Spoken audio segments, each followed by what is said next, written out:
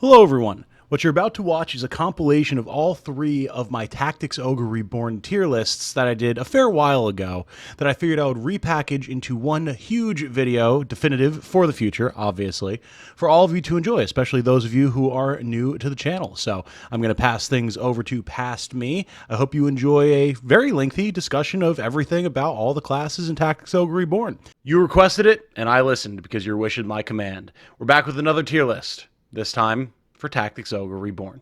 My name is Tom, otherwise known as Titanium Legman, and welcome back to the channel.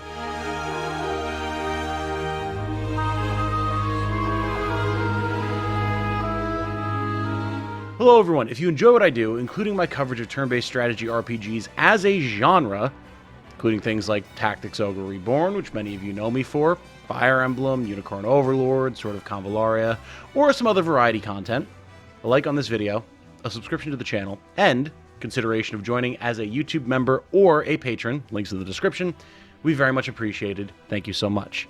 For those of you who are already YouTube members and patrons, of course, keep an eye out for the credits to all of you near the tail end of this video, and everyone else who considers joining, thank you very much. So what is the topic of the day today? Of course, Tactics Ogre. You should be able to see it here on the screen. We're doing the generic classes today.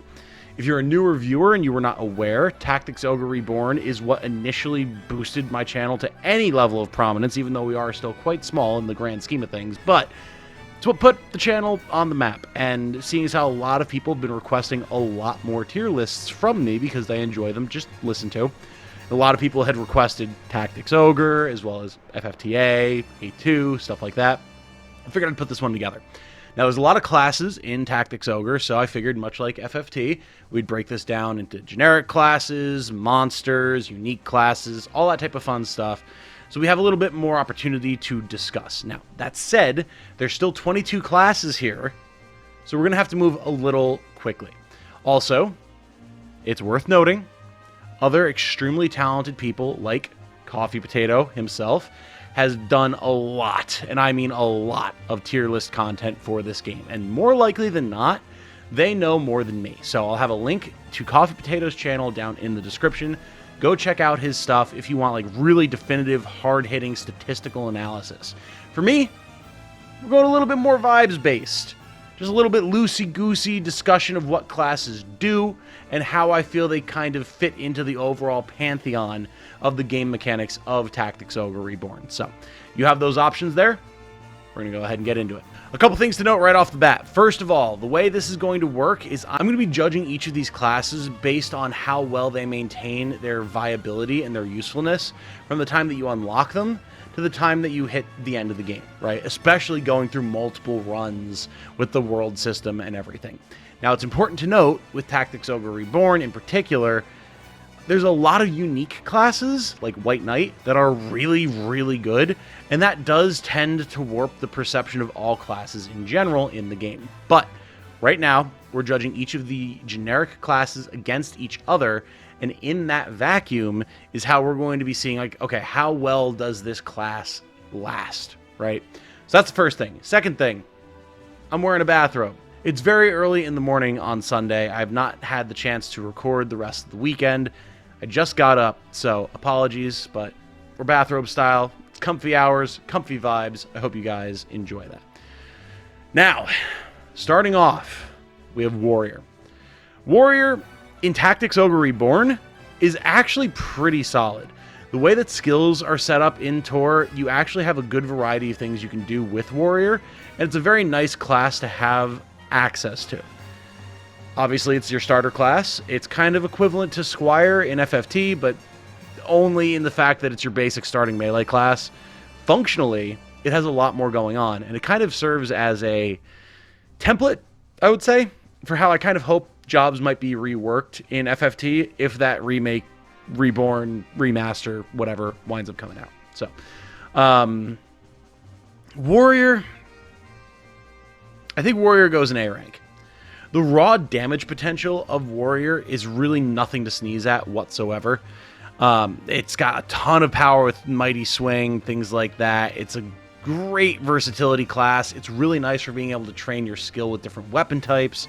There's a ton going on here, but unlike Squire and FFT, where you basically want to get all of its skills and then drop it forever, you would be happy taking a warrior for the entire game to the end game. It's got good growths, it's got good base stats, it's got good skills. It's not the most busted thing around, but I mean, if you're in a situation where you're happy to take it through from the beginning to the end of the game, you're in a pretty good spot. Moving on, we have Archer. Now, Archer is a very interesting situation due to what happened with Archer with Tactics Ogre Reborn. If we were talking about Tactics Ogre Let Us Cling Together, the PSP release, Archer would be S tier and would be pretty much unstoppable as the top tier. Like, even in S, it would be the top of S, right? Tactics Ogre Reborn changed things some bit. And now this is something that both Coffee Potato and myself have championed a lot. Archer is still really good. A lot of old heads or people who are newer to the game and don't know quite how the systems work have said that Archer is kind of mid. Not true. Completely untrue, actually. Archer is still one of the most devastatingly powerful physical attackers. It just requires setup now, as opposed to Let Us Cling Together, where you could just have a team of archers and essentially just have like a Hwacha, that old siege engine that you just load a bunch of arrows into and annihilate an entire enemy force. That's basically how archers used to be back in the day. Now, not as much. Archers, I think, are solidly A tier alongside warriors. The thing about archers is they're your first ranged physical damage option. Throwing stones with melee characters does not count. Don't even try. They're also very strong damage dealers against anything that's squishy. The problem comes in when you're dealing with anything that's more heavily armored. Knights, potentially warriors, terror knights, dragoons, different stuff like that, to say nothing of different monster classes like dragons. However, the way that scalings and mechanically stats work in Tactics Ogre Reborn is if you can put different debuffs on things like Breached or Fear, suddenly that's going to essentially negate the armor and the damage reduction of all of those different types of heavier classes and allow your archer to deal massive damage to them. Factor in things like Mighty Shot, Double Shot, etc., and you have a lot of different damage dealing options from range, from even more range if you have the height advantage. So archers are still phenomenally strong. Now, the fact that they require setup, you want to make sure that you actually have the ability to apply those types of status effects if you're going to be running archers, means that they're not nearly as powerful as they used to be. They're not the one-man or one-woman armies that they used to be, but they're still really, really strong. And anyone who says, unless I'm disagreeing with Coffee Potato here, in which case you should probably defer to him, but anyone other than him who disagrees with me that they're not supposed to be an A tier is probably wrong. Archers are phenomenal. And much like warriors, you would probably be happy to bring them to the end game. Moving on here, we have Wizard/Enchantress, and this is one that I start to become pretty down on. Wizards and Enchantresses start out really good. They're your first magic damage dealing class. They have extreme versatility, being able to use all of the major magic types except for light magic. They're great status damage inflictors, status effect inflictors, not damage, but you know. But over time, they do definitely get outclassed. So I think by the end of the game, they're going to go down to C tier. When you have things like Rune Fencer and witches/warlocks, necromancers, liches, they're pretty bottom of the barrel in terms of your magic effect characters. They're not bad. They start off really nice. You're happy to have them. But by the end of the game, you probably have stronger options. Because really, what do they bring to the table? They can use those different magic schools. They've got your meditate, your concentration. They have some better efficiency with status effects in general, but because of the way that inflicting statuses works in Tor, especially on a stat basis, it's not as good as it could be. C might seem pretty low to a lot of people, but at the end of the day, damage is still king in Tactics Ogre Reborn, and there's better damage dealers. There just is. And when your niche is having good status effect infliction, and yet you're still not great at doing it, it's going to drop you pretty low, man. It's going to drop you pretty low. So I think C tier is appropriate. Clerics! Now, this is one that's going to get me into hot water. There's always one. There's always one point that I disagree with everyone on heavily. And Cleric is going to be the one for me. Cleric is easily B tier, if not low A tier. And a lot of people would say, well, damage is king. Why would you take a Cleric once you have other options available to you? Yada, yada, yada. Because once you get into higher level areas, especially the Palace of the Dead, San Bronsa, Coda content, enemies are going to be able to deal a lot of damage to a lot of characters very quickly. And being able to have Mother's Blessing mass cures or mass heals in a large area for hundreds of HP off of one character is huge. I maintain that clerics are awesome, and I will fight everyone on that. And that's before we even start talking about the fact that they're the ones who are going to be exercising undead and dealing with all of that. And yes, again, there's other classes that can do that, sure. But clerics are the GOAT, without any question. I've always been happy to have a cleric on my team.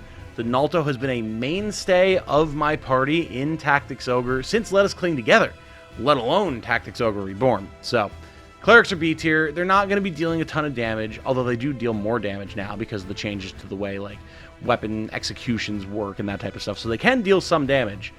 They're great for healing. They're great for status effect mitigation. They're great for dealing with the undead. Clerics are awesome. They belong solidly in B tier. Rune Fencer, S tier. What do you want, man? Rune Fencers were kind of mid in Let Us Cling Together, but in Reborn, oh my god. Rune Fencers are your new archer.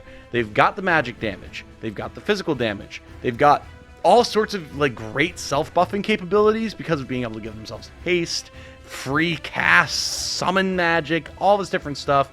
Their stats are very strong across the board. You could literally run an entire party of Rune Fencers or Valkyries and be so happy. There are so many people that have run just Rune Fencer Denim as his dedicated class and been so happy. Rune Fencer and Valkyrie is insanely strong. Some might say too strong. And it's like, it's almost to the point that I just don't even know how much I can really say about it. You get all the different magic types except for Dark. You have the ability to heal. You have the ability to support. You have the ability to deal ranged damage. You can use spears, which are great. You get the ability to self-buff with Boon of Swiftness. You get the ability to just cast spells for free. Again, summon magic. Some of the best magic in the game. Yeah, they're not going to be as powerful as something like a shaman when it comes to just raw magical attack, but that versatility makes them second to none. This is one of those games where being a jack of all trades is actually the best thing that you can be, and Rune Fencers and Valkyries have that in spades. They are S tier. If you try to disagree, absolutely not. You are wrong, and I do not feel bad about telling you so. Moving on, we have Knights. Knights are solidly B tier because while they start off insanely strong and they can be very annoying due to things like Phalanx, at the end of the day, they don't have that much going on. They are extremely tanky. That's very true. They have kind of middling damage output. They've got great HP, but they're slow. They have low move range. Their equipment options, kind of limited. They're not the best, which is a shame because I love them. But as you go throughout the game, you're just going to have more and more options available to you to essentially have a knight, but better. They're not bad. You're not wrong for bringing one. They'll still be solid into the end game. Like having Phalanx, having Rampart Aura, these are all nice. Don't get me wrong. But they lack a little something to really carry them into the end game. And once you encounter bigger battlefields with enemies with a greater variety of move types or greater range or damage output, they start to struggle more and more. And yes, while we're not really talking about unique classes in this tier list, the sheer existence of White Knights completely invalidates the existence of Knight. really, if you want to be meta about it, which I hate doing in single-player games, but I know people are going to bring it up. So, they're not bad. It doesn't hurt to have one, but there's also better options. Now, Terror Knight. Oh, boy. You want to talk about glow-ups in Tactics Ogre Reborn compared to Let Us Cling Together or OG Tactics Ogre? Terror Knights are S tier. Fight me. Come at me. I will bring you all down to the ground and show you the power of Fear and Breach, baby. You want to talk about setup? You want to talk about damage capability and mitigation? You're looking for Terror Knights. The AoE Fear that they can bring to the table is disgusting. Their guaranteed ability to apply Breached with a Forged Claymore, while also applying Fear, can completely neutralize any non-boss enemy. That, like, or really, actually, now that I think about it, any boss enemy that doesn't have immunity to those status effects as well. So many characters and jobs want that damage boost from Terror Knight, while also being so very happy that the Terror Knight serves as a very strong option for holding the front line and being completely unyielding. Give a Terror Knight like a one-handed hammer and a shield, Fearful Aura, maybe Breach. You don't even need it if you're using them in a tanking sense. Rampart Aura, you're done. You're done. No one's going to be able to get through. There's a reason that one of my most popular videos is discussing Terror Knight Denim and how strong it is. I ran Terror Knight Denim for the majority of my campaign and felt great about it. I started switching things up once I got access to Lord, sure, but like TK is so gross. Add on to that the ability that they can give themselves Dark Infusion, get bonus damage on their attacks. They can use Great Swords, which now are one of the better weapon options. It's just a phenomenal class. You're always happy to see a Terror Knight on your side of the battlefield. You're always afraid when you see an enemy Terror Knight on the battlefield, especially if they have the ability to inflict fear. It's disgusting. I love it as a class. It's sitting in S tier. Berserker, also S tier. I love the glow up that so many of these underappreciated classes got in Reborn. Berserker is one of your primo damage dealers when it comes to physical attacks. Berserk is disgusting. The damage boosts that Berserker can get from all of their skills are disgusting. Their weapon availability with things like hammers for crushing damage, or knives for piercing damage, or just fists for brawling are all really, really strong. You can easily field an entire party of Berserkers. I know this because a good friend of the channel, the Game Reaper, did this. You can have an entire party of Berserkers, set the game to auto, and literally just laugh while they clear everything. The math just works out for you. Berserk does so much damage. You're able to clear so many enemies with them. They are simple, but they are effective. I have always had a Berserker on my team for a reason. They are absolutely S tier. One of the best melee physical damage dealers in the game, and that is no joke. Next up, Swordmaster. Swordmaster is in a very weird spot. And I don't know how I feel about them. Even now, all these years later. Swordmaster has potentially extremely strong single target damage. Especially once you start considering their unique skills that allow them to parry things, get preemptive attacks, all that type of fun stuff. It's also a lot easier now to use their dances to make them a support class. But if you look at any of the different roles that they would kind of seek to fill, there's better options available. When it comes to damage, archers, berserkers, they're better. When it comes to support, God, you have such a wide range of options. Clerics, rune fencers, warlocks and witches. Liches can actually do a fair bit of support. Matriarchs and patriarchs. And that's just talking about the generic classes. Like, it doesn't hurt to have them. And I really like them. I think they're better than they were during Let Us Cling Together. But there are so many other classes that I would rather have that I feel like I kind of have to put them in C tier. unless you're doing a sort of duel situation where you want to have a character that can just 1v1 a physical melee fighter and block their attacks, dodge, counterattack, get the preemptive hits, deal a ton of damage, you can do that. And I don't put them in C tier without acknowledging the fact that I've had a ton of fun using Swordmasters. But it just feels like a class that still doesn't really have the identity that it needs to have. And that's a shame, because they are just so damn cool. Next up, we have Dragoon. And Dragoon is one of those weird cases, and actually a fairly rare case as far as Tactics Ogre is concerned, where it is very much a niche class. If you're not dealing with beasts or dragons, you just literally do not care. But if you are dealing with beasts and dragons, a Dragoon, if not multiple Dragoons, is an absolutely massively vital asset. And as such, because you're going to be dealing with those types of enemies throughout the entire game, I think they belong solidly in A tier. They don't belong in S because they're not universally applicable, but they're so good at their role that I don't think I can put them anywhere else. Like, the raw damage output and capability that you get from a Dragoon is awesome. Combine that with the fact that they have a decent variety of weapons that they can equip: swords, spears, crossbows, very handy, axes. They can do a lot and still deal solid damage against human targets, but everything they have is focused around beasts and dragons, right? When you're fighting those types of enemies, they're S tier. When you're not, they're just a decent combatant. Less than warriors, so probably B tier. So I think putting them solidly in A is a reasonable spot for them. They're not, like, super notable. There's not a ton to discuss with them, but they're really good when they're really good. I think that puts them in A tier. Ninjas. Man, now this is another one that might get me into hot water. I like ninjas in Tactics Ogre Reborn.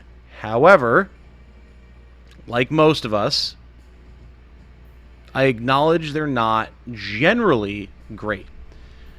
I also acknowledge that, once again, Mr. Coffee Potato has some really fun, powerful uses for them that I have not taken the chance to really investigate for myself, so I can't really speak to it.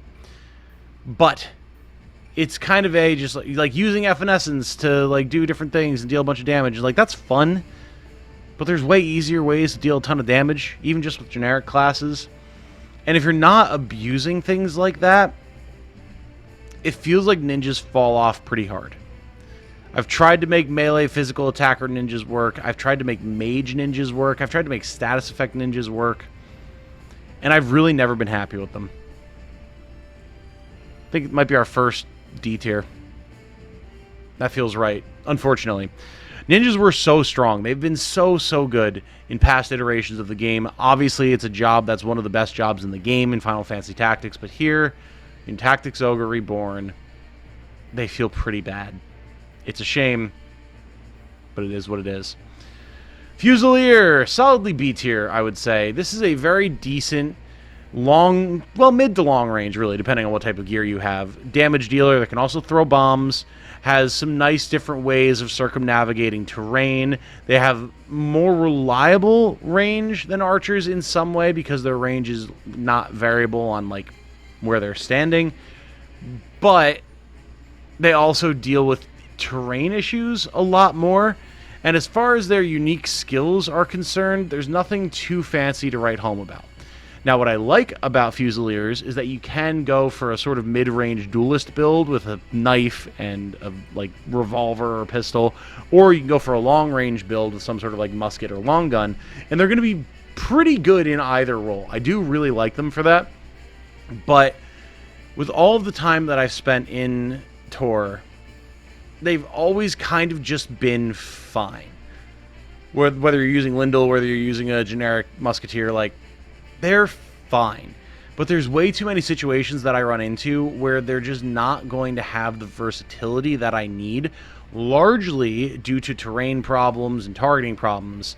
So I wind up swapping them for another class. They're certainly not bad, and they're a ton of fun to use when they're in a situation where they can actually get the best use for their range, but it's more limiting than you might expect. So I think B tier is definitely where they belong.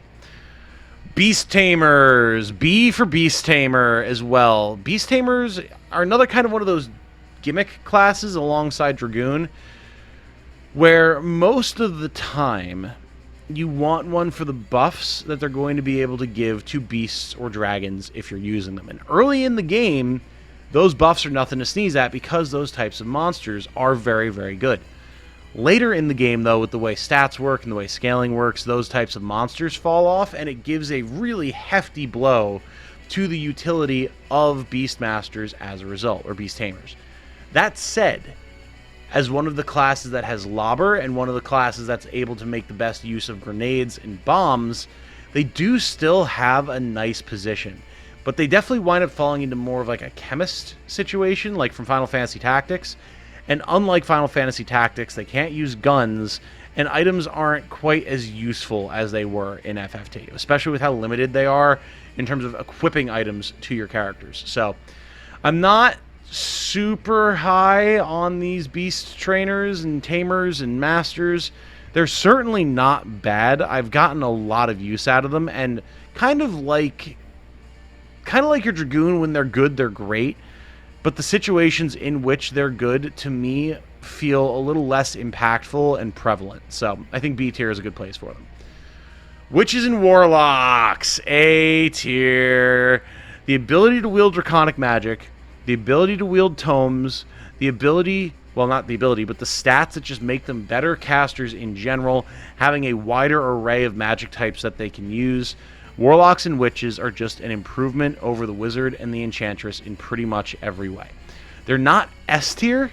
They are still limited by stats and limited by what types of magic they can use. They don't meet the same lofty heights as Runefencer, but they are still very, very good, especially because of their anti-golem capabilities. I love my Witch.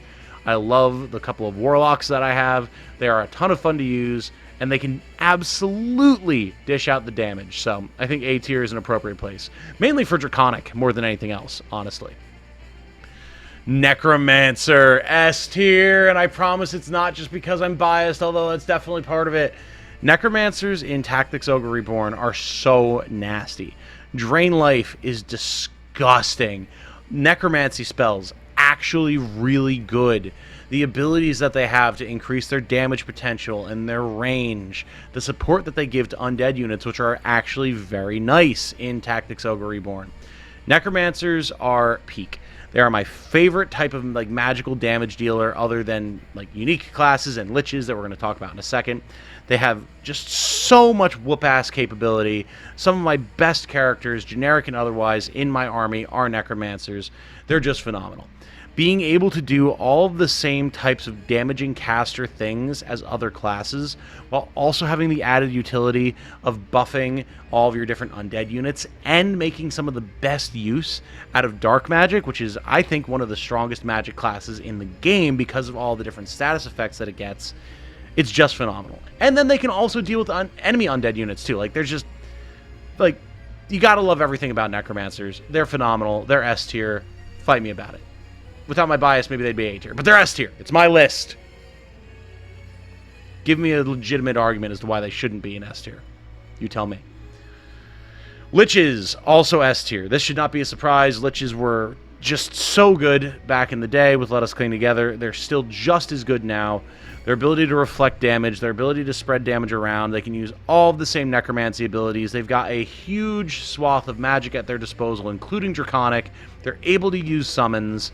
They have great magic damage in terms of stats. Liches are phenomenal. Like, literally, Necromancer, but better, but with just slightly less versatility and a bit slower, if I remember correctly. And you know what? That's fine. Because when you have the damage output that you have with a Lich, and the ability to reflect magic damage that you have with a Lich, ship it. We're done. Give me Liches. I want all the Liches. They're phenomenal. There's really not much else I can say about them, honestly. Like, they're just that strong, and I love them for it. Angels, or various other names. Unfortunately, far more bottom of the barrel. I would argue probably D tier. And that hurts, man. That really hurts. Angelic Warriors, Angels, things of that nature are... they're weird. They don't have the damage output or the versatility that you would expect. And what little they do bring to the table tends to be so niche that they never really find a use, especially with how long it takes to actually get them and what you have to do to get them in your army. The specific items, turning characters into undead and then turning them into angels, and like what you get for it, I'd rather have other options, man. I just would. It's not something that is nearly as punchy as I expected. It's a real shame. But, like, they're so not noteworthy, I can't even really remember what it is that they do. That's how bad it is, man. So, yeah, I'm not high on these Angelic Warriors, unfortunately. I haven't had too much of a chance to play with them, and that doesn't feel like a loss. Now, Vartan. Vartan is an interesting one, because Vartan should probably be S tier, but I think they actually belong in A tier. And the reason for that is that Canopus carries Vartan a lot. If you didn't know, you can make any like winged soldier a Vartan. It's not exclusive to Canopus, even though he comes in with the Vartan class. But Canopus's stats as a unique character are part of what makes Vartan so good for him. Now, with that said, obviously, having the versatility of weapons that they do, the different magic types, buffing effects like Hapagano Winds, different things like that, makes Vartan very strong. But it's carried heavily by Canopus's RT and his overall stats in general. It's not a bad class at all. Being able to fly, being able to maneuver around so well, being a great sniper, a great melee combatant, having those spells available, having those buffs available, it is very, very versatile and very, very strong. It's kind of like a rune fencer in that regard of a jack of all stats is what you want in Tactics Ogre, but it can't self-buff with haste, can't give itself free spell casts, so I can't really justify putting it in S tier with Rune Fencer and Valkyrie, even if it can fly. Now, the last couple of classes here, Beastmen, we have Hoplite. Hoplite is a solid A. As a matter of fact, I think we're going to just put Juggernaut there as well. They're both in A for different reasons. Hoplite is very tanky. Juggernaut also pretty tanky with its HP, but way more of like a disruptor and damage dealer. And I do like both of them. It takes so long to be able to really get Lizards online, or any other class that can use Hoplite and Juggernaut, which is, I think, just Lizards and Orcs? Right? If I remember correctly, I think. Oh, well, actually, you can have a Hoplite Skeleton as well, now that I think about it. Yeah, anyway. They're very, very strong. They've got really nice area denial. They've got great stats. They've got a good array of equipment that they can use. Juggernaut especially being able to like stun and remove active abilities and just deal a shit ton of damage makes them really, really strong. But they do tend to feel a little limited, in my opinion, compared to some of our S tier classes. They're nice. You're never unhappy to have one on your team, and they can always be scary on the battlefield, but they are limited compared to some of our S tier classes. So, yeah, I think A tier is appropriate. Now, Matriarch and Patriarch, S tier for summon magic, baby. The Matriarchs and the Patriarchs are just such nasty magical classes. Their stats aren't always the best, but they've got a versatility of casting that's just second to none, and they've got a ton of great personal abilities as well that make them very versatile and very handy on the battlefield. Now, if you want to compare them to things like Shamans, sure, they're not going to be nearly as strong. If you have a bunch of Shamans on the battlefield, like, you probably don't need a Matriarch or a Patriarch, but if you don't, for whatever reason, this is like at the pinnacle of magic alongside Lich and Necromancer. Patriarch/Matriarch is just disgusting. And finally, to wrap things up, we bring ourselves to the Humble Familiar. Now, of course, I have a Pumpkinhead here, but this can be a fairy, this can be an imp, and overall, it's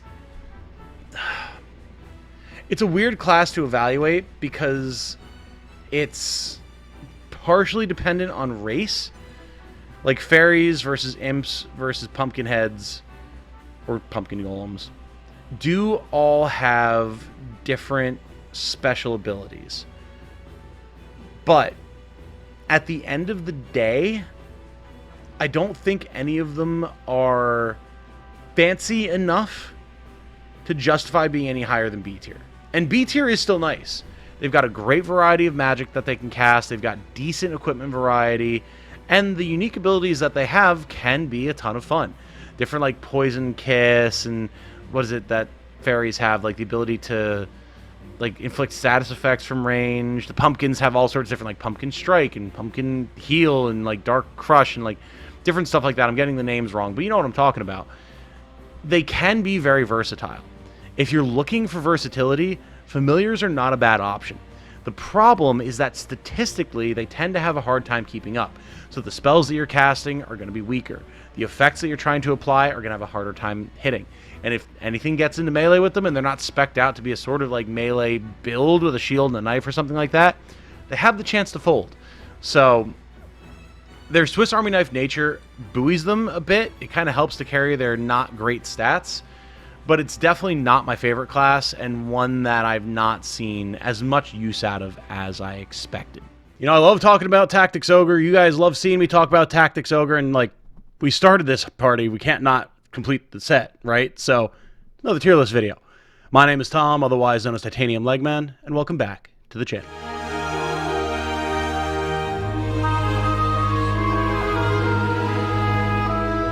Hello everyone, if you enjoy what I do, including my coverage of games like Tactics Ogre Reborn, discussing classes and jobs and different things like that in tier list form, or even, you know, my more in-depth guides and news coverage, a like on this video and a subscription to the channel would be very much appreciated. Thank you so much. If you missed it, previously, we covered all of the generic classes in Tactics Ogre Reborn. I've been really enjoying doing these tier list videos. It's actually been a lot of fun to just kind of sit back and discuss in a more casual way a lot of the different classes in games that I love, like Tactics Ogre, Final Fantasy Tactics, all that type of good stuff. So I figured today we would do the unique classes in Tactics Ogre Reborn. And what's nice, unlike the kind of janky tier list that I put together previously, all the images were the wrong sizes and they had bad backgrounds and everything, I actually found this one here that good friend of the channel, Mr. Coffee Potato, himself put together. So as always, seeing how he is the undisputed king of in-depth information about Tactics Ogre on the internet, you know, I do more surface level, general understanding, guides, discussion, things like that. He does all the nitty-gritty breakdowns, the math, the testing, all sorts of different challenge runs. If you want to see an even more comprehensive tier list and discussion of the game, go check out his channel. There's a link to it in the description. I highly recommend it. He does great work.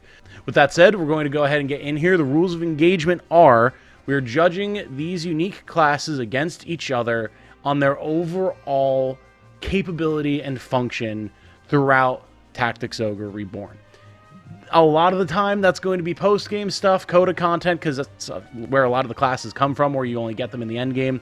But regardless, how good are they in a team? How strong are their skills? And how much better or worse than their compatriots are they? That's the rules of engagement. We're running in with vibes. Let's do this. So first off, we have Lord for Denim. And of course, I mean, it's got to be S tier, right? Literally anyone who knows anything about Tactics Ogre, especially Let Us Cling Together and Reborn, knows how insanely busted Lord is, because you can literally teach it anything. Lord is the class where when you turn Denim into it, he gets access to every skill and every ability from every other class that he has been up to that point in the game. Even if you switch him out of Lord to a new class and then switch him back to Lord, he will now have all of the skills from that class as well. So it's just the jack of all trades, literally good at everything. You can run Denim as other classes, you know, maybe if you want different RT or maybe slight differences in stats, things like that. But for general use, 99% of the time, Lord is going to be where you want to be. It's the most customizable. You can do whatever the hell you want with it. And it's what makes Denim unique as a character, because no one else can use the class. It's just too versatile to be anywhere other than S tier. Next up with Kashua, because G Kashua, why does mom let you have 3 classes? We have 3 different classes to discuss for her, all of which are unique to her or nearly unique to her. No, they are all unique to her. Priest is also exclusive to her. Yeah. Anyway, first off, we have Princess, and Princess is solidly A tier.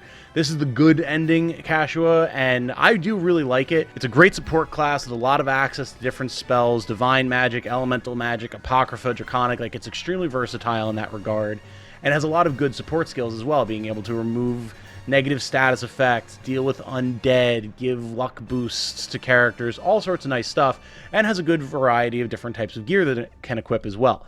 That said, it's not my favorite support class.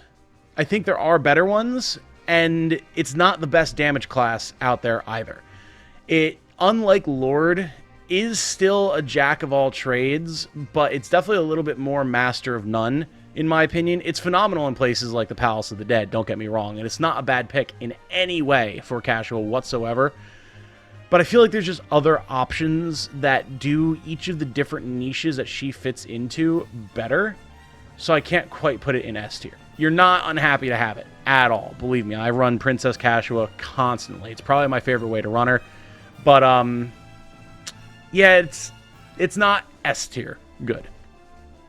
Next up, we have Priest, and I think that this is a tough one. I think I got to put this one in C tier. This is just basic, is the problem. Like, you compare it to something like Princess, and you're basically just doing everything on Princess that you can do on Priest, but with way more versatility with Princess. So you have to drop it down pretty low. It doesn't have a very wide range of abilities or skills. It doesn't have a great array of equipment that you can use. It's not unusable by any means. None of these classes are. But, I mean, compared to other options on this list, it's pretty lackluster. It's basically just a basic healer with a couple of other fancy skills to, like, deal with undead and stuff. So, I feel like most of the time... Does it even get Mother's Blessing? Actually, hold on. Let me look at this. I don't think it does. Yeah, it doesn't even get Mother's Blessing to double its healing the way the Cleric does. Yeah, no. You get Holy Water to exorcise undead, and you can negate the effects of Condemn. You can remove Curse, Wither, and Addle, which is nice, but it's kind of niche. Yeah, not a huge fan, man. Not a huge fan. I'd rather just use a Cleric half the time. Now, this is a fun one. If Priest is lackluster, Dark Priest, ooh, that's the good stuff, baby. Again, I wouldn't say necessarily S tier, but definitely an A tier class.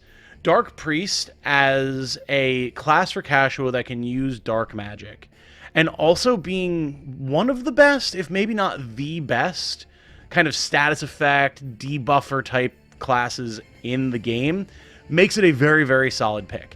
I prefer Princess because of the way that I play, but if you want to have like a tanky frontline debuffer, like a true worshiper of Nurgle, if you're Warhammer pilled like I am now, then Dark Priest is where you want to be. I mean, the ability to sleep, silence, wither, poison. You can still use like the Apocrypha for elemental magic and dark magic. You get a bunch of different other status effect abilities. Like, it's a nice class, and it's got decent equipment variety as well. So I've not used it as much as I probably should, but the time that I've spent with it has been very enjoyable. So I think it's definitely a very solid A tier class. Now, Ranger. Ranger. I'm very split on Ranger. Definitely not the best unique class. Nowhere near. I don't think it's bottom of the barrel. I think it's probably B. It's definitely better than Priest. That's for sure. Maybe we're going to wind up moving Priest down to D. I don't know. It might deserve it, honestly. Compared to everything else, we'll see. We'll figure that out. But Ranger is odd, right? Like, you're able to dual wield. It's kind of a damage dealer. It's got decent weapon variety. It can use decent gear. But it doesn't really have anything that makes it super stand out. It's just kind of like a generic, good at a bunch of different fighting styles type thing. Like, if I'm not mistaken, it's been a little while since I used Ranger, but it has Lobber. You can use grenades with it, which is pretty decent. I believe my Vice I have as a Ranger, dual-wielding axes, which is pretty okay. But he's just kind of out there dealing damage, right? You don't have any busted skills that are buffing the party or buffing himself or doing anything wacky with that. Like, it's just kind of basic. It doesn't hurt to have. Like, if you're just looking for a beat stick, it's not a terrible option, but, like, there's definitely better options for that we're going to be talking about in this video. Really don't have a lot else to say about it. Just kind of lackluster. Sorry, Vice. Now, Shaman, though. S is for Shaman. S tier for Shamans, baby. Anyone who's played Tactics Ogre Reborn and spent any amount of time doing side quests, doing post-game stuff, you've seen a lot of Shaman. You've seen a lot of Shaman, almost guaranteed. As your major summon magic class, as the class that has multiple different ways to buff its own damage, as the class that loves to play with elemental affinities, it's just the epitome of magic damage dealers, man. Like, it can run Apocrypha, it can run summon magic, it can run draconic magic, if I'm remembering correctly. Even if it can't, it doesn't matter. You have Apocrypha. These are just your big damage nukes. Single target, AoE, doesn't matter, especially with summon magic too. Once you get access to that, I mean, anyone who's done any post-game grinding, 4 shamans, a couple of white knights, auto battle, you're off to the races. So it's a pretty simple class to discuss, but there's absolutely no denying that it's an S tier class, and I mean, I would question anyone who puts it anywhere else. It's just disgusting. Now, Witcha, or Wicca, or people have always criticized my pronunciation of this, and I've never been able to figure out what people want me to say, so I'm going to say Witcha is a very solid A tier class. It's not going to be quite as good as Shaman, but it can use Apocrypha. It has the ability to buff its own spell attack damage. It can charm. It's got very good access to different spell classes and different elemental classes. It's good. It's a good pick. It's a good pick. The fact that it can give itself concentration and spell power up makes it so that it's really good either as a debuffer or as a damage dealer. Again, it's still beat by Shaman for raw damage dealing because it doesn't get the same incidental single cast boosts that Shaman can give itself. And it's kind of unfortunate that Deneb can also be turned into a Shaman, so her own personal class, it still has its merits, gets overshadowed by the Uber class, but I mean, that's how it's just going to be, right? So I've never am mad about having Deneb in Witcha. I have more than enough shamans as it is. It's nice to have the unique benefits that it does, especially if you're trying to deal with things like scary monsters, being able to use its magic time, boost your own concentration, petrify things, stun things, charm things, what have you. It definitely helps. It can definitely help if you just don't have the raw firepower to down big, scary, high-rank monsters that are going to petrify your whole party or whatever. It's not a bad thing to have, but it's definitely more niche than something that's just universally powerful like Shaman. Next up, White Knight, another S tier class. I mentioned it with Shamans for a reason. Again, anyone who's done any amount of grinding in the Palace of the Dead probably knows White Knight is baller. Just the ability to have velocity shift and trigger all sorts of very high chance to trigger even before you get any skill card speed boosts on the party is just ridiculous. There's just no getting around it. More turns means more killing, means better success for you and your party. If you kill the enemy before they kill you, you are winning. And you know what White Knight lets you do? That. Add on to that it has Guardian Force, so it's going to be able to tank a bunch of hits for you. It's already a tanky class to begin with access to a lot of really powerful armored gear. Then you can have things like Stun Blade to stun enemies. It's nasty. It's a great class. It's fast. It's powerful. It's going to be the backbone of your army as soon as you get one. And then the fact that you can have, 3 or 4, because you can turn Lancelot into one as well, which is really funny because it's technically better than his own Templar class, but we'll talk about that. Not even technically better, it really just is because of velocity shift. But, phenomenal class. Absolutely S tier. It cannot go anywhere else. You cannot convince me otherwise. Buccaneer. Is B for Buccaneer? I think it might be. And if Buccaneer is in B, then Ranger's got to move down. And if Ranger's moving down, I think Priest has to move down. That feels better. The thing that's nice about Buccaneer is it's so versatile, right? You've got access to one-handed and two-handed fusils, if I remember correctly. You've got access to swords, daggers, other types of melee weaponry. You can go for a duelist build. It has a bunch of actually pretty decent skills that it can activate to make itself tankier, deal more damage. It's a very strong all-rounder class, and I definitely like having Azelstan in the party as a Buccaneer. It also doesn't hurt to turn other characters into Buccaneers like Vice or even Canopus.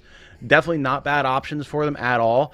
If you want a pretty solid, versatile frontliner that can also deal range damage and protect itself pretty well, I like it. I mean, there's a reason that I did a whole video talking about different builds that you can do with Buccaneer.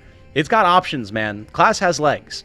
It's not as insanely busted as some of the other classes out there. It doesn't use magic, which is definitely a detriment in post-game, end-game content for Tactics Ogre Reborn. But for what it does it pretty damn well. So I'm pretty happy with B tier. All right, we're getting down to the nitty-gritty here, getting close to the end, but we're going to be doing so with 2 very powerful classes and then 2 more lackluster classes, unfortunately. First off, it's Knight Commander. Oh boy. Part of this is because Ozma herself is just so busted. Ozma is just... You could argue she's definitely the strongest character in the game. She's definitely up there. The RT alone is insane. But Knight Commander, again, you're talking about versatility with something like Buccaneer. I did something like, what, 4 different builds for Ozma in my video about her, breaking down her like capabilities, and the majority of those were Knight Commander classes. She can also be a White Knight, so that helps too, but Knight Commander's ability to have access to all these different magic spells, her own personal whip with her own personal finisher with it, all these different ways, like, Intimidate, and, I can't remember the other one. The different abilities that can allow you to remove active abilities from other characters. She can give herself the ability to just tank magic hits, physical hits. She's insanely tanky. She's insanely fast. She's got great damage output. You can use her in a more supporting role if you want. She can take healing magic. She's like the end-all, be-all versatility. In a similar way to Denim with his ability to use any skill, but with better RT and her own unique bonuses as well. So yeah, Knight Commander, just insane. The fact that you're actually able to get Ozma thanks to her being added as a playable character and Let Us Cling Together is still one of my favorite things. She's a ton of fun to use. Yeah, Knight Commander is just busted. Absolutely S tier class. If you have room on your team, she'll happily find a spot there. You won't be unhappy to have her, I promise. Now, Songstress. Songstress, I know, is technically not a unique class because you can put it on Pumpkinheads and have them run around with it. And we did talk about that in the previous video as well. But really, Iria is her own separate beast as a Songstress, being able to fly and having all those benefits. She's got good RT. And just her ability to even just with her instrument for free give your entire party a, like, what, plus 25 MP-ish and spellcraft at the beginning of a fight, when the end game of Tactics Ogre is so focused on spellcasters anyway. Just that alone, before you even consider anything else, makes her S tier. Just being able to slot into that team to start throwing around summons and Apocrypha almost right off the bat is disgusting.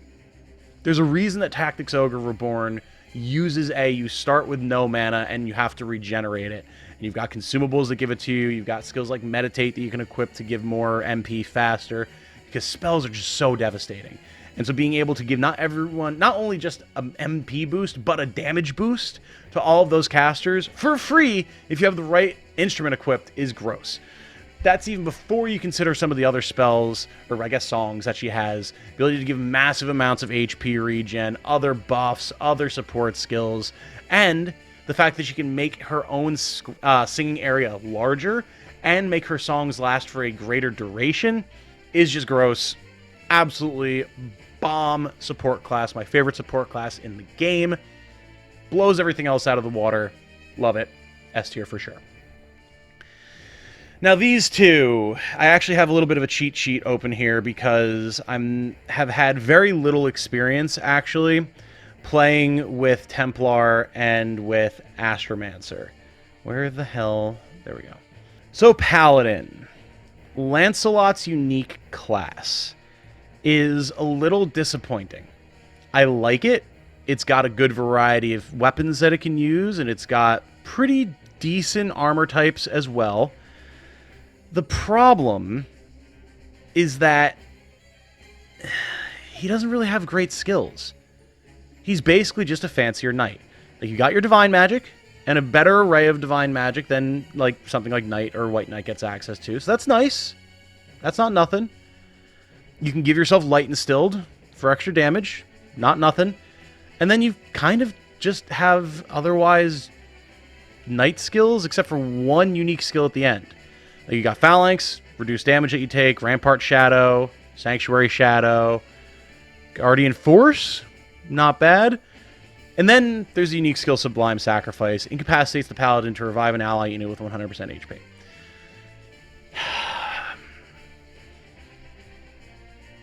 It's kind of meh. It's kind of meh. Like, yeah, it's just a better Knight. And that's good. Knight is good.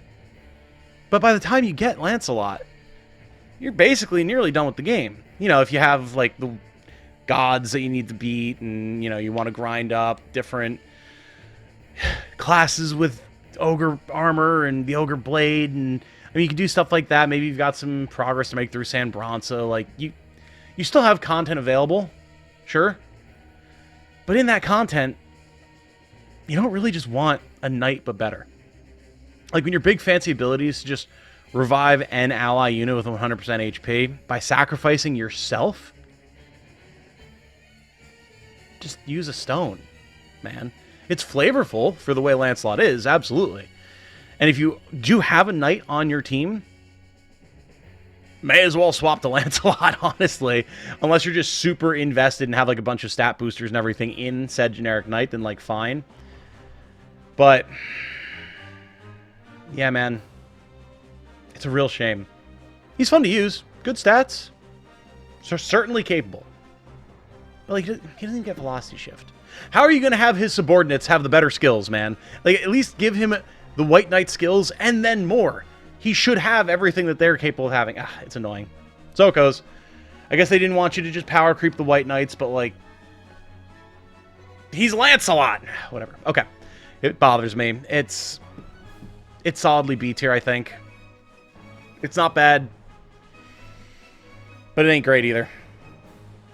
Speaking of, we have to talk about Astromancer now. And boy, oh boy, poor old Warren. Warren is such an interesting character because, like, he has access to everything. If you're talking about casting, he's got it. Missile skills, indirect skills, Apocrypha. He's got all the different elemental magic. He's got draconic magic. I think he is able to use summon magic, if I remember correctly. But then, beyond that, like, you can remove certain status effects from allies around you. You can give elemental resonance to the party. Not terrible. Good defense increase and damage increase. But man, he's just so slow. He's slow, and for as powerful as he is supposed to be, and definitely is, you would just think that there'd be something better. If you're looking for raw damage output, Shaman still absolutely whoops him. If you're looking for better support, there's better options out there. And I mean, the all-element resonance is not bad. Don't get me wrong. It's really not. I don't think he's C tier. I was actually going to drop him lower than this, but I do like the resonance skills. I know they're not optimal, all right? I'm aware of that, but I like running them. I think it's fun. Being able to remove certain status effects, not terrible. Very limited. He's versatile. I'm probably going to get crap for this, but I'm going to put the Astromancer in B. I was thinking of putting him lower at first, but I think that's a respectable place to put the old man. He could be better. I would like to have seen him in his heyday. Put it that way. But he can still do work. And with that, how are we looking here? S tier looks good. A tier definitely looks good. B, C, D, yeah. Yeah, I think we're in a pretty comfortable spot. Yeah, I know there's going to be people in the comments who are yelling at me, oh, there's too many classes in S tier. What's the point of a tier list if half the tier list is in S tier? The number of comments like that I've gotten, like, there's multiple broken classes. There's multiple broken classes, guys. I don't make the rules. The game did it. Like, chill. Yeah, I'm pretty happy with this. Pretty happy with this. You guys have to let me know. I'm fairly confident that there's going to be some discussion about at least a few of these choices. So strike up a conversation down in the comments below. I'm sure we'll probably see Coffee Potato down there, a few other fine folks who've really been avidly watching these tier lists. But I'm feeling good about this one. I'm feeling good about this one. So I had to do some research for this one. My name is Tom, otherwise known as Titanium Legman, and welcome back to the channel.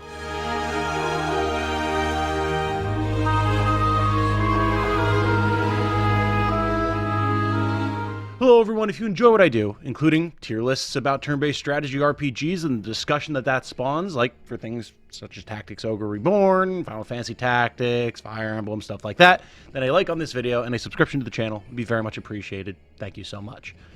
So yes, today we are discussing the final set of units and classes that we need to cover for Tactics Ogre Reborn for its set of tier lists, monsters, beasts, dragons, etc. And this one's actually going to be a lot of fun. I had to do a lot of research for it. You're going to see me glancing over here at my second monitor quite a bit because I actually have what started as a notes document and almost turned into a little bit of a script. So apologies if I'm not always looking at the camera, at least when I first get started here, because there's a fair bit to cover. Monster units are super interesting in Tactics Ogre Reborn. They are something that I have utilized and I've definitely advocated for, especially early in the game, but I got kind of away from them near the end of my main series, and that's kind of a shame because there's really a lot going on here for them, so let's talk about it. As always, we are judging these monsters in a vacuum against one another. I know I risk a scolding from Mr. Coffee Potato, who I do recommend you go check out his content. As always, he has phenomenal in-depth analysis of pretty much everything and anything that I've talked about in Tactics Ogre, and he does it better than me. So like, go check out his stuff. Phenomenally insightful creator and knows this game like the back of his hand. But I know, as a result, I risk getting told off by him for saying this. None of these beasts are S rank compared to something like a shaman or a white knight or a lich or anything like that, right? They're just not. If we're doing a comprehensive class tier list of everything in the game, monsters are not going to be at the top. But by looking at them against each other, we can see what is the top of the food chain, right? If I ever do that massive class tier list, we'll see where they fall. But for now, I'm doing them solo. Also, it's worth noting that we're only discussing the recruitable monsters here. There are a bunch of really cool, like, recolored variants in things like San Bronsa, the Palace of the Dead, different dungeons, different special battles that maybe have better stats or different fancier abilities, things like that. We don't get access to them, so we're not going to be talking about them here. Cool as they are. I wish we could get access to them, but they'd be kind of broken. Now, as far as monsters as a whole, there's a little bit that we need to discuss here, and this is where some of my notes come in, so I'll be looking over here.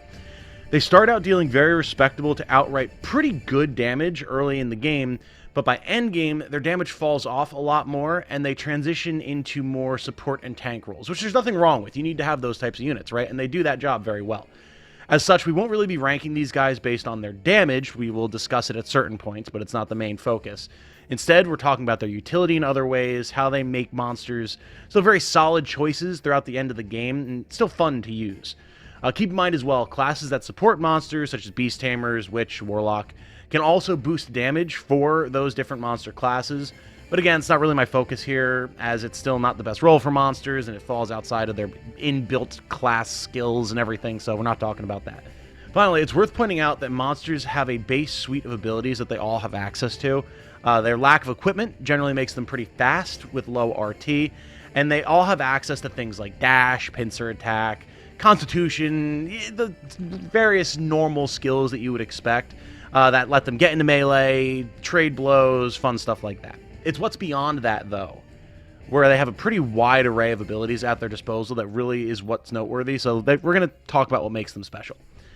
Now, first off, we're starting with dragons here. We have dragons, then we're going into the beasts, and finally, golems. Dragons are very tanky, status-inflicting units that also reflect damage at the enemy. They have the same skills across the board, other than their unique flavor of elemental breath, so we'll talk about those skills here. But each of those breaths does have a different status effect that it inflicts, and that's where we're going to see maybe some shifting in the tier list between each flavor of dragon. It's why we've got them all separated out here. As far as the skills that they all share, they have Toxic Breath, which deals dark damage and inflicts leaden. They have Rampart Aura, which is very nice for any sort of area control unit. Tail Crush, which deals okay crushing damage, as the name implies. Their Charged Resonance skill that matches the element of the dragon, which weakens enemies around them against that element, and also gives themselves and their allies the touched version of that element, which applies it to their attacks, giving them bonus damage. Very nice, very powerful ability. They can grant themselves a 100% chance to hit, and the ability to not be parried or deflected with their skills. And most importantly, this is the fun one, they get Dragon Scale, which anyone who knows Tactics Ogre, of course, knows Dragon Scale is incredibly nasty. Reduces the damage that they take by 80%, and then reflects the rest of the damage that they took back at whatever hit them with that damage. This obviously makes them incredible damage sponges that allow them to still deal decent damage that scales with the enemies in the game, making their own actual damage output not as important, because they're going to be good against whatever you're fighting, because it's the enemy's power level that determines how much damage they're dealing back, right? It's kind of fun like that. This also makes them a great candidate, and I would argue the best candidate in the game for zombification, because you can zombify monsters, as it makes for a character or a class that is never going to die. Unless it gets exercised, which the enemy very rarely does. It can happen, but it very rarely happens. Unless they get exercised, even if that zombie dragon gets downed, they will get back up eventually, and in the process of getting downed, can't even imagine how much damage they would have dealt, because dragons usually have upwards of, 3,000 HP? So, to have killed a zombie dragon that's using Dragon Scale over and over again, the enemies dealt a lot of damage to themselves as well, which makes them hysterically fun to use. Highly, highly, highly recommend. So, as a result, we're not going to have a single dragon that's below B tier. Yeah, I think that's pretty accurate. Just their overall utility is so nice. They're pretty much all going to be at minimum B tier, and then a few of them are going to have their different elemental breaths that push them higher than that. I think that's a pretty solid baseline.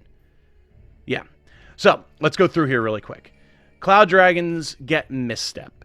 Misstep, pretty lame due to the way that targeting and accuracy works in Tactics Ogre.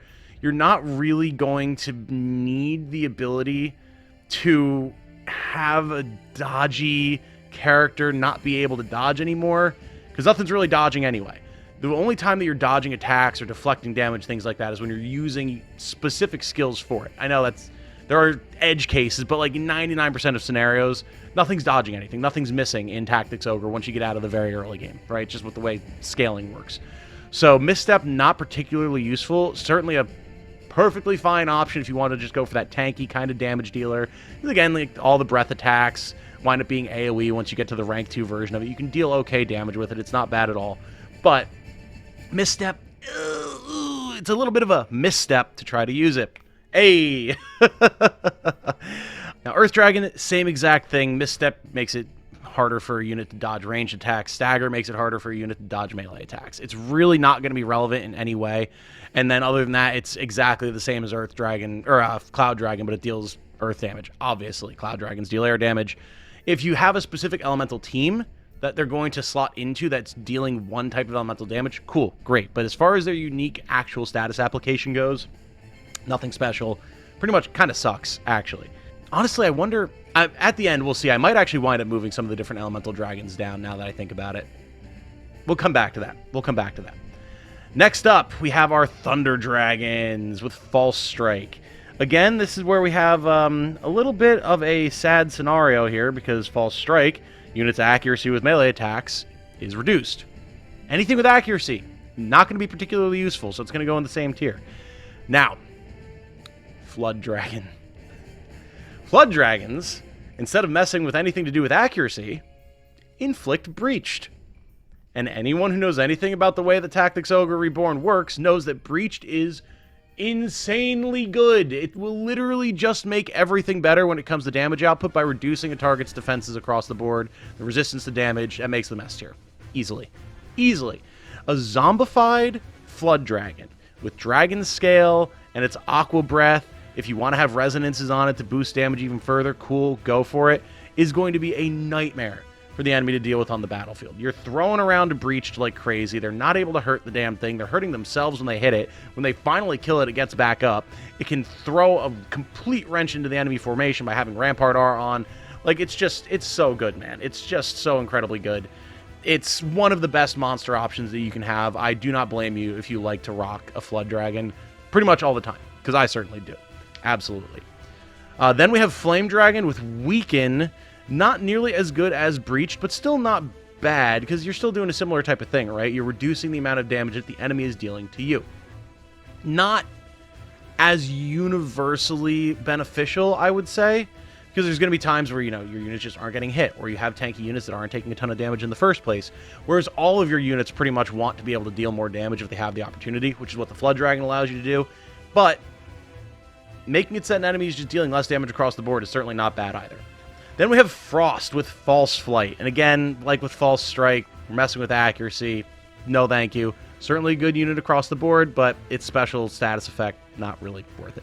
Now, Arc Dragons, our light boys, I think deserve to go up with Flame Dragons as well, because now they've got Spoil Spell, so you're looking at reduced magic attack power. Very similar to Weaken, however, you are going to be seeing it less. You know, there's generally less mages on the battlefield than things that are dealing physical damage, which is what the Flame Dragon specializes in reducing.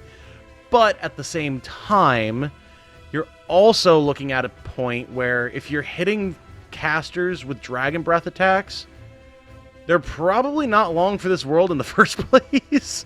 They're generally going to be pretty squishy in that regard. So they're probably just going to die. And a unit that's dead can't deal damage in the first place.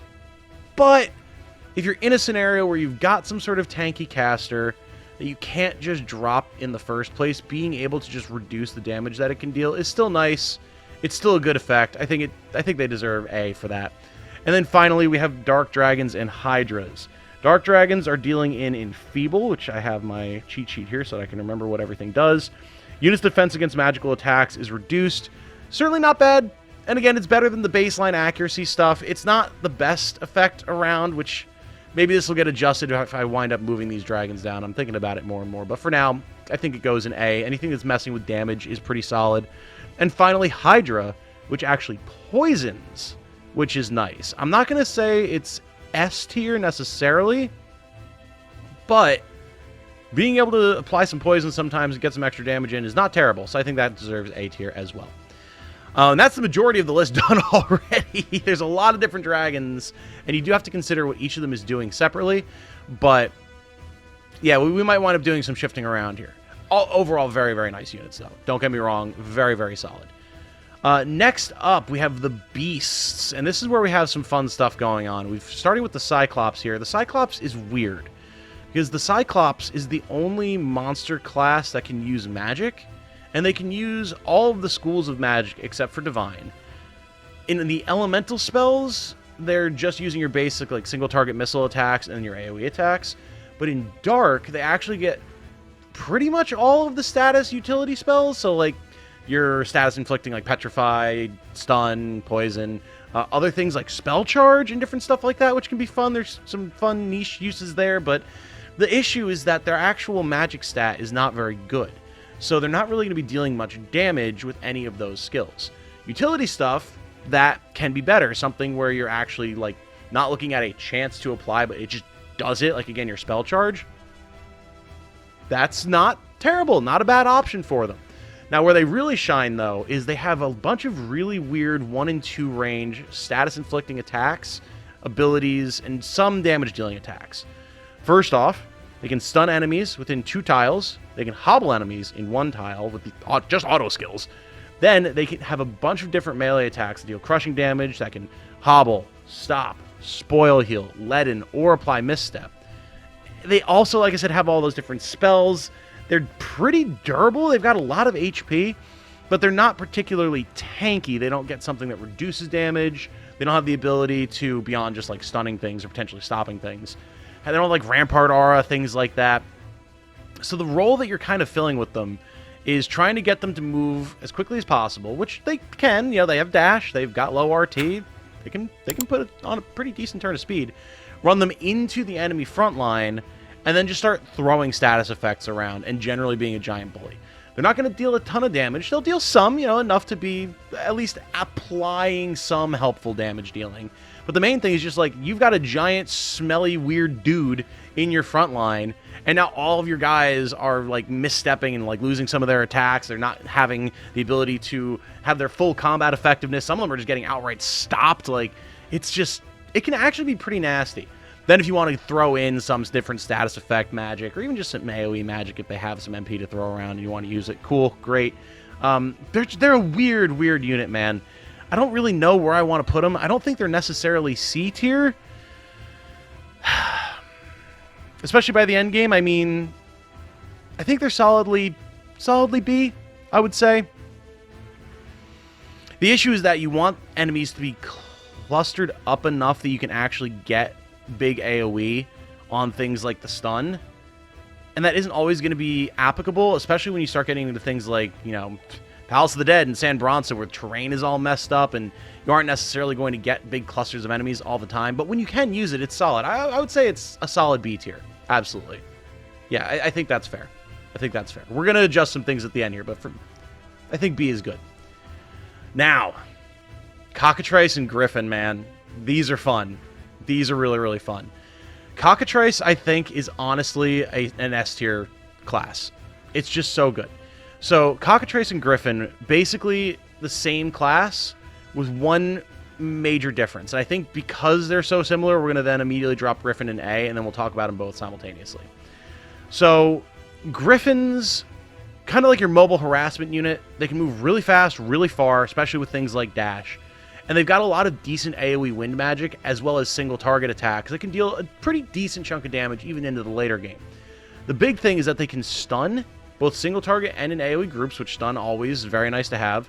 And then they also have a single target lifesteal attack that'll make it much easier for them to keep skirmishing, keep harassing enemy units, especially if they can get into the back line, which they can definitely do, fly over things, have large move range, start harassing archers and like mages, things like that that they can deal decent damage to, and then stick there because they're able to restore their own life and kind of in a way give themselves damage mitigation by stunning stuff, and then a decent chunk of the time they just won't get attacked back because the unit will be stunned and won't be able to like use their action. So the Griffin can actually be pretty nasty as a backline harassment unit. What makes the Cockatrice better, though, because it has all of those same capabilities, is the fact that it swaps the lifesteal for Petrify Breath. And that is where things get nasty. It's like once something is petrified, it can't do anything. You are completely negating its ability to have any sort of combat applicability for as long as it's petrified. No healing, no damage dealing, no tanking, nothing. Well, kind of tanking, but like, you know, it's so nasty. And being able to do it in an AoE means you can actually catch a large number of enemies at range. And with the fact that they do move so quickly, they move so far, they're still decently durable. Not the most durable thing around, but still, like, it can get really rude really, really fast. They also do have the ability to remove leaden from themselves, which, you know, kind of important for a unit that wants to be able to fly around the battlefield, but not going to be super applicable. There's not a ton of things that apply leaden, so, but it's there. It's nice. I love the Griffin and the Cockatrice. They're absolutely a ton of fun to use from the beginning to the end of the game. And I think it's the fact that they do have that really solid endgame viability that's just universally kind of good that makes them so good to me and puts them up at the top of the list. Finally, we have the Octopus. And while I love the Octopi, especially in the early game where they're super nasty, they do tend to fall off later in the game. And I think as such, I have to put them in C tier. It's probably going to be the lowest ranked monster we have unless we move down some of the dragons at the end. And we'll talk about why here. So early in the game, Octopi are great, right? They're tanky. They've got good damage dealing, especially at range. Oh my god, like the different skills that they get, like to do AoE poison and big damage, or like single target crushing damage with like their water bubble, I can't remember the name of off the top of my head, but that can deal good damage. Like let's go through what they got here. They can inflict breached and poison with their abilities. They have a bunch of crushing damage. They can inflict false strike and water reverse in melee if anything tries to walk up and hit them. The issue is that they need to be standing in water or have their Aqua Veil ability trigger to be able to use those effects. And that does become pretty limiting once you get later in the game with other monster varieties, or even just other classes in general, not that we're talking about that here, that don't have that type of limitation. Like, you already have the need for MP, but then also, even if you have the MP, you might not be able to use any of your special skills. And as good as they are, if you can't activate them, kind of puts you in a bad spot. Now, if you're on a map that has a decent water source in the middle of the battlefield, so you don't even need to worry about using Aqua Veil, now we're cooking. Now we're off to the races. But it's very map dependent when most other units aren't. At least in the similar kind of like limiting way. And I think that's what knocks Octopi down. It's a shame, and when they're good, they're great, but they just have that limitation on them that's hard to circumnavigate. Finally, we have to talk about Golems, and Golems are an interesting one.